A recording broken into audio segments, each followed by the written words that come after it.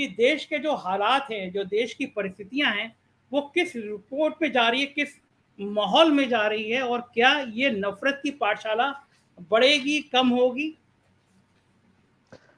संजय जी, सलीम कौसर साहब का एक शेर है, जोरों पे सलीम है, जोरों पे सलीम अब है, नफरत का बहाव जो बच के निकल जाएगा, तैराक वही है। तो इस वक्त नफरत का जो बहाव है उससे बचना सबके लिए मुमकिन नहीं है। वो जो मणिपाल कॉलेज का प्रोफेसर है वो भी उस बहाव में बह गया। बड़ी विनम्रता से बताना चाहता हूं, मैं भी स्कूल शिक्षक से लेकर यूनिवर्सिटी में एचओडी और डीएन रहा हूं। एक शिक्षक के मुंह से इस तरह की धार्मिक बात एक विद्यार्थी को, अपने स्टूडेंट को आतंकवादी बताना, उससे तुलना करना बेहद शर्मिंदगी का सबब है। मैं लानत भेजता हूं ऐसे अध्यापक पर। महेंद्र जी ने बहुत विषयांतर कर दिया है, लेकिन बहुत संक्षेप में एक दो बातें बता देना चाहता हूं। परिवारवाद पर बीजेपी के लोग भी जब ऐसी बात करते हैं तो वो इस सदी के चुटकुले से अधिक कुछ नहीं होता है, क्योंकि माननीय नरेंद्र मोदी के अपने मंत्रिमंडल में कितने सुपुत्र और सुपुत्रियां हैं ये सूची आसानी से देखी जा सकती है।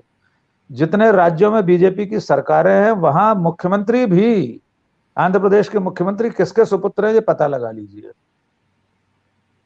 मध्य प्रदेश में, हमारे मध्य प्रदेश में मंत्रिमंडल में कितने पुत्र पुत्रियां हैं ये भी सबके सामने है। तो वो बहस बेमानी है, विषयांतर हो जाएगा।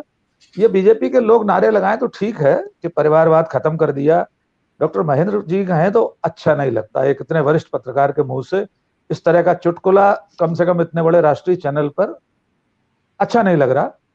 बाकी आपने क्लीन चिट दे दी राष्ट्रीय स्वयंसेवक संघ और भारतीय जनता पार्टी को, बहुत अच्छी बात है, आपका अधिकार है।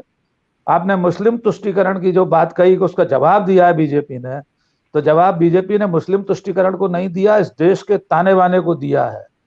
जहर भर दिया इस देश की रगों में राष्ट्रीय स्वयंसेवक संघ और भारतीय जनता पार्टी और माननीय मोदी जी ने। आप जनरलाइजेशन का विरोध कर रहे हैं, मैं तथ्यात्मक बात कर रहा हूं। देश की आजादी के बाद अब तक जितने प्रधानमंत्री हुए हैं, क्या किसी प्रधानमंत्री ने कपड़ों के आधार पर अपने नागरिकों में भेदभाव करने जैसा बयान दिया? क्या देश के गृह मंत्री ने जो बयान गुजरात में दिया है, फाइनल सॉल्यूशन जैसा, जो हिटलर कहता था फाइनल सॉल्यूशन या फाइनल पीस शब्द का इस्तेमाल किया गया है? कानून के राज में अपराधियों पर अंकुश लगाना, अपराधियों का खात्मा करना कानून की जिम्मेदारी है, हर सरकार की जिम्मेदारी है। लेकिन गुजरात में जो हुआ, एक स्वतंत्र चेता नागरिक और पत्रकार के रूप में डॉक्टर महेंद्र सिंह जी, अगर आप उसे चुनौती मानते हैं तो मैं एक शब्द भी नहीं कहूंगा उस विषय में। इतनी धार्मिक नफरत और कट्टरता इससे पहले समाज में कभी नहीं थी।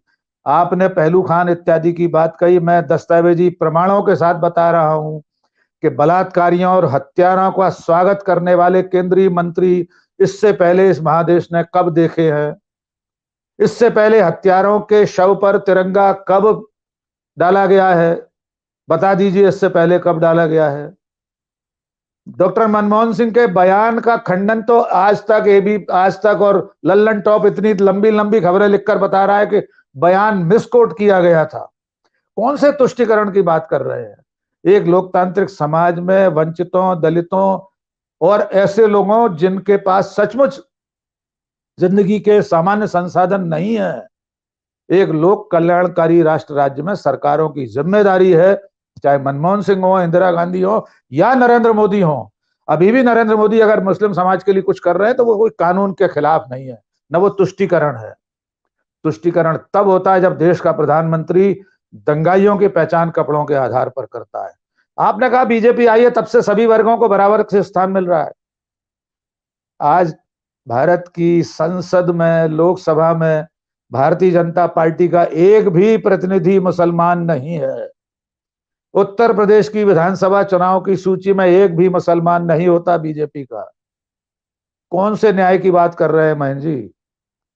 जिस समाज में इतनी नफरत पैदा हो जाए कि लोग गर्व के साथ संविधान के तहत बने हुए उच्च न्यायालय की इमारत पर तिरंगा हटाकर भगवा फहरा दें, इससे ज्यादा शर्मनाक बात क्या होगी?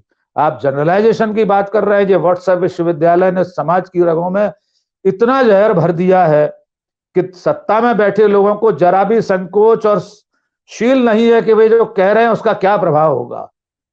मैं किसी भी तरह की कट्टरता का हामी नहीं हूं। ताहिरा हसन साहिबा, माफी चाहता हूं, आपने सिर्फ मीडिया को जिम्मेदार ठहराया। मीडिया जिम्मेदार है, लेकिन असल जिम्मेदार इन कठपुतलियों की डोर जिनके हाथ में है, सत्ता में बैठे लोगों की, वे असल जिम्मेदार हैं। एक आपदा 32 टुकड़े करता है, उसकी खबर प्राइम टाइम में चलती है, और राजेश गुलाटी 72 टुकड़े करता है, कोई सवाल नहीं पूछता। एक आरोपी की अदालत में जाते समय उस पर हमला करते हैं लोग भगवा झंडे लेकर। कितनी घटनाएं हो गई हमारे मध्य प्रदेश में। इंदौर में भूतपूर्व विधानसभा अध्यक्ष के नाती ने अपनी पत्नी की हत्या 3 महीने के बाद, शादी के बाद कर दी। संजय जी, कुत्ते की चैन से गला घोंटकर फिर चाकुओं से गोदा था। क्या भगवा झंडे लेकर उस हर्ष शर्मा को मारने तलवारें लेकर गए थे? कानून के राज में, कानून में का जिम्मेदारी संभालने वाले लोगों को, लोगों का संरक्षण इन्हें प्राप्त है, तभी सुबोध कुमार सिंह की हत्या करने वाले बाकायदा पार्टी में वापस ले लिए जाते हैं, पद पर बैठ जाते हैं। हम कहां शुतुरमुर्ग की तरह रेत में सिर छुपाकर। समीर आत्मा जी कुछ कह रहे हैं क्या? समीर जी? नहीं सर, मैं कुछ कह नहीं रहा था, मैं एक फोन आ गया था, मैं उस पर। अच्छा, नहीं कोई बात नहीं, मुझे लगा कोई एड ऑन कर रहे हो कोई बात। आप डिफेंड करने की बात कर रहे हैं। ये सरकार में बैठे लोग, ये राजनीतिक दल, ये विचारधारा किस तरह हत्यारों, बलात्कारियों को डिफेंड कर रही है। क्या आप जयंत सिन्हा का वो दृश्य भूल गए जो जेल के दरवाजे पर रिसीव करने गए थे हत्यारे बलात्कारियों को? दलितों पर जो गुजरात में अत्याचार हो रहे हैं, चमड़ी उधेड़ ली जाती है और सरकार की कानों पर जू नहीं रहती। बिल्किस बानो के हत्या बलात्कारी, उसकी मासूम अबोध बेटी के हत्यारे मालाएं पहन रहे हैं, उनके स्वागत समारोह हो रहे हैं, उनके सम्मान हो रहे हैं हिंदू धर्म के नाम पर। कौन से हिंदू धर्म, कौन से हिंदू राष्ट्र में आप प्रसन्न हो रहे हैं? किसकी चुनौती पर आप खुश हो रहे हैं? महेंद्र जी, किसे चुनौती दे दी बताइए? इससे पहले कब सरकारों में बैठे लोगों ने ऐसे संरक्षण दिया है? मैं विषय पर लौटता हूं संजय जी। जब एक अध्यापक, एक प्राध्यापक कॉलेज में अपने विद्यार्थी को आतंकवादी बताता है तो उसे प्रेरणा मिलती है असम के मुख्यमंत्री से, जो एक पार्टी के राष्ट्रीय अध्यक्ष की दाढ़ी से तुलना सद्दाम हुसैन से करने लगता है। यद्यपि उसे जवाब 5 मिनट में मिल जाता है। आसाराम के से मिलती जुलती किसी की दाढ़ी दिखाने वाली फोटो लग जाती है। माननीय मोदी जी की दाढ़ी और आसाराम जी की, आसाराम जी कह रहा हूं मैं, तो उनके सम्मानजनक लोग हैं, मेरे लिए नहीं। मेरे लिए कोई बलात्कारी सम्मानजनक नहीं हो सकता। उस विचार समूह के आदर्श हैं ये लोग। बताइए, बलात्कार में आजीवन कारावास की सजा पाया हुआ राम रहीम हर चुनाव के वक्त पर पैरोल पर छूट जाता है, और आप तुष्टीकरण की बात कर रहे हैं कि उनको जवाब दे दिया गया है।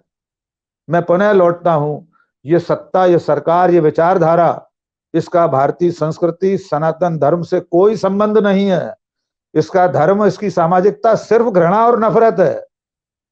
जो राष्ट्रीय स्वयंसेवक संघ के सरसंघ चालक कहते हैं कि हिंदू मुसलमान का डीएनए एक है, जो कहते हैं हम भाई भाई हैं सदियों से, और उनकी विचार समूह के सारे लोग उनके बयान के अगले दिन जहर उगलना शुरू कर देते हैं।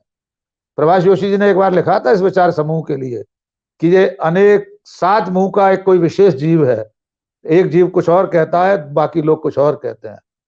हमारे अख्तर नजमी साहब बहुत बड़े शायर हुए, उनका शेर है, हर एक काम सलीके से बांट रखा है, हर एक काम सलीके से बांट रखा है। ये लोग आग लगाएंगे, ये हवा देंगे। केंद्रीय मंत्री देश की राजधानी में मंच से गोली मारो सालों के कह रहे हैं। मुझे 70 साल के इतिहास में एक केंद्रीय मंत्री का बयान दिखा दीजिए। अटल बिहारी वाजपेयी 3 बार प्रधानमंत्री रहे, उनकी सरकार में किसी मंत्री का बयान दिखा दीजिए कि देश की राजधानी में एक धर्म विशेष के लोगों को संविधान की शपथ लेने वाला केंद्रीय मंत्री ये कहे गोली मारो सालों को, और हमारे न्यायालय ये कहें कि उन्होंने मुस्कुराकर कहा था, इसलिए अपराध नहीं है। अब कानून की यह परिभाषा हो गई कि अगर आप मुस्कुराकर किसी को गोली मार दें, किसी की हत्या कर दें, तो कानून माफ कर देगा। और उसकी वीडियोग्राफी करा लीजिए, जब आप चाकू घोंप रहे हो तो ऐसे 12 इंच की मुस्कान हो, सुप्रीम कोर्ट में वीडियो दिखाई दी, हुजूर मैं तो मुस्कुरा रहा था चाकू घोंपते समय, और माननीय सर्वोच्च न्यायालय आपको बरी कर देगा। माफ कीजिए, इस दौर को अगर हम इतनी आसानी से खारिज करना चाहेंगे तो हम अपने देश के साथ दगा कर रहे होंगे। पहचानना होगा उन चेहरों को, चाहे वे हिंदू हो चाहे मुसलमान हो। बहुसंख्यकों की कट्टरता उतनी ही खतरनाक है जितनी अल्पसंख्यकों की। मैं एक नागरिक के तौर पर, एक अध्यापक के तौर पर, एक पत्रकार के तौर पर, एक भारतीय के तौर पर किसी भी कट्टरता का उतना ही विरोधी हूं जितना मुझे मनुष्य के तौर पर होना चाहिए। लेकिन आप सरकार की, पिछली सरकारों की किसी नीति से वर्तमान सरकार की कट्टरता, और ये सांगठनिक, ये कट्टरता, ये घृणा सांगठनिक है महेंद्र जी, ये किसी संगठन विशेष तक सीमित नहीं है। जब सरकारों में बैठे लोग, सरकार खुद ये सब संरक्षित करने लगे तो ये ज्यादा खतरनाक बात है। व्यक्तियों पर अंकुश करना सरकार की जिम्मेदारी है। सरकार पर कौन अंकुश लगाएगा? ताजा खबर यह है संजय जी कि अमेरिकी प्रशासन ने भारत में बढ़ती हुई बहुसंख्यकों की घृणा और सरकार के रवैयों को लेकर चिंताजनक से ऊपर की स्थिति में रख लिया हमारी सरकार को। यह डंका बज रहा है संजय जी, मुझे खेद है इस बात को लेकर।